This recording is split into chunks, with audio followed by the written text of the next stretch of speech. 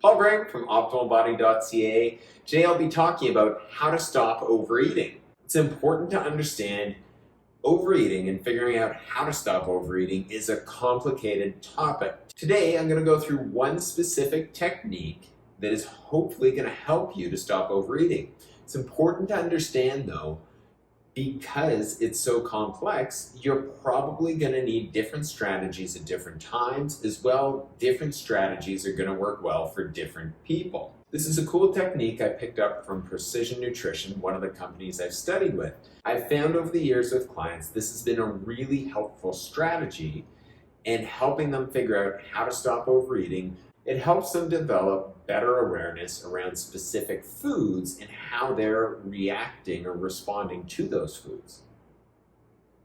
So this is called red light, yellow light, green light. Essentially, I'm going to walk you through what to do step by step after I explain what exactly is a red light food, a yellow light food, or a green light food. First, a red light food is a food that doesn't work well for you. This means that you either have problems controlling yourself around this food, so in terms of how much you're eating, you just can't seem to eat a moderate or small amount of it, or it could be a food that just doesn't make you feel very good. So potentially it's giving you a lot of digestion symptoms or other negative symptoms in your body. Or finally, it might just be a food that really isn't helping you move closer towards your goals, it's moving you farther away from those goals. With the last one I just noted about moving towards your goals or pulling you away from your goals, you have to be very careful. I've found over the years, a lot of people feel certain foods like potentially ice cream or chocolate are pulling them away from their goals, but a lot of that has to do with how they're trying to lose weight, where they're dieting and going to extremes and taking out all carbs or all sugar, and they start feeling deprived, then they don't have control around the food. And that's very different than if you have a more moderate action plan to lose weight and you're integrating those foods into your diet. So typically, red light foods will be things like potato chips, chocolate bars, soda pop, pizza, or a lot of other highly processed, very calorie-dense foods that aren't very nutritious.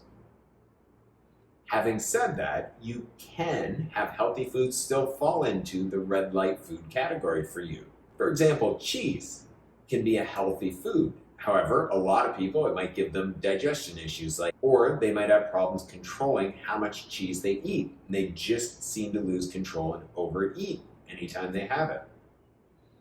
Obviously, your red light foods are going to be different than other people. It's a very individual thing. Next, there's yellow light foods. So these are foods that might work well for you sometimes, but other times aren't working well for you. So for example, it could be things that give you negative reactions, again, like digestion issues. However, if you eat them in smaller amounts, you don't get any of those negative reactions. But if you eat them in larger amounts, you get those negative reactions. Or it could be a food that you have control around in certain situations. So for example, maybe you can eat cheesecake in a moderate amount when you're at a restaurant and you've ordered that slice of cheesecake, but then when you're home alone and you have an entire cheesecake, maybe you can't control yourself around it. Or another common one that impacts control is your mental emotional state. So if you're feeling stressed, you might find you don't have control around certain foods, but if you're not feeling stressed, you're feeling relaxed, maybe you have control around those foods. So these would fall into the yellow light category. Again, it's obviously going to be very individual. Finally, you have green light foods. You can probably guess at this point, these are the foods that have you looking and feeling your best. They're super nutritious, they're helping you move towards your goals, you feel good when you eat them. You want to try to integrate lots of these into your diet. So how do you use red, yellow, and green light foods to help you figure out how to stop overeating? So what you want to do is first just create your list. So this takes a bit of work.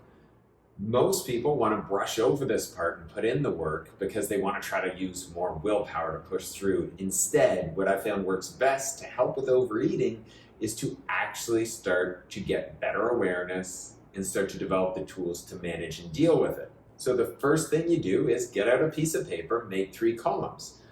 One for red, one for yellow, one for green, and start listing out what are the foods that fall into each category. And really take your time and ask yourself with some of your foods that are red light foods, well, why don't I have control around those foods? If you're not sure, that's okay. Just leave it in the red category.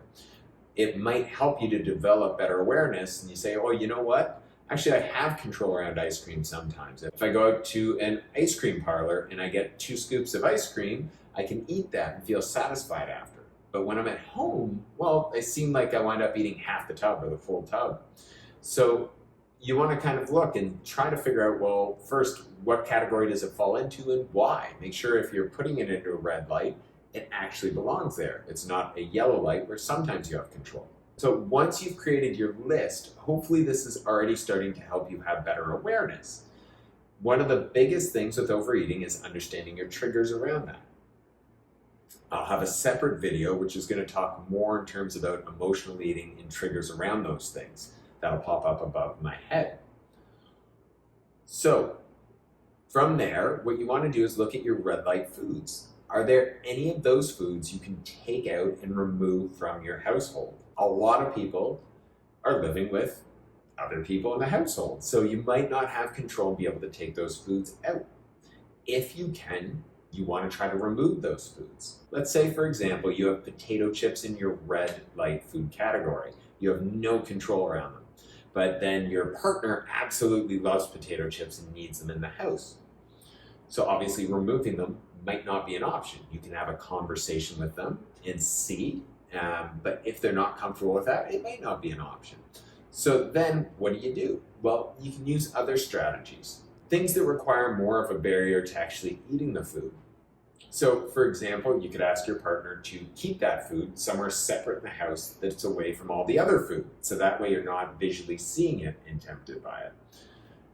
You could ask them to put it somewhere where maybe if you're shorter and they're taller, you could get them to put it on a higher shelf so you actually can't reach it without getting a chair to reach it. So if you have these small barriers, they sound silly, but oftentimes it's enough, that little bit of a barrier, to help get you away from unconscious eating, where you're automatically just grabbing that food, because you actually have to stop and think or stop and go get a chair, and that little bit of a barrier can actually be helpful. As an example, I remember years ago I had a client who used to have trouble with overeating ice cream, and she didn't want to remove it from her house. So what she did was she had a deep freeze in her basement, so she would bury it in the bottom of her deep freeze. And she found that 90% of the time that would stop her. That was enough of a barrier where she's like, well, I don't want to go all the way downstairs. I don't want to have to pull everything out of the freezer and actually go down to get it. And so that was a simple strategy that helped her to reduce her overeating with ice cream. So small things can make a big difference. You just need to figure out, well, what are those techniques for you? So often with removing these foods from the household, there's some resistance, and part of your brain is like, well, I really love chips or ice cream or cookies or whatever your red light foods are. I don't want to never eat them again. So there's other strategies you can use around this to make life easier as well. So don't keep them in the house. That doesn't mean you can't ever consume them. Instead, when you're at home and you start getting a craving or desire to eat those foods, first, you could use some of the strategies from our emotional eating video.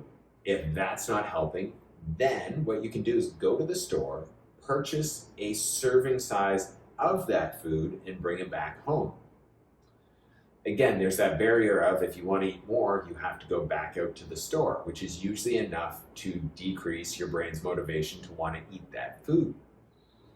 Often people will buy these foods in large bulks. They want to save money. So stop and think about this and ask yourself, would it be worth spending extra money to get the serving size package if it's going to help to stop you from overeating? There you have a simple strategy to help you figure out how to stop overeating. Doesn't mean this is going to be the cure that's going to fix everything. Unfortunately, that's not how it works with overeating. Like I said earlier, it's complex. And important to understand, just because this strategy is simple doesn't mean it's easy. Actually, implementing this is tough. It's hard work. But I know you can do this. If you take the time to start actually getting better awareness, you can start getting better and better at controlling overeating. Check out our video on emotional eating. You can click on the link.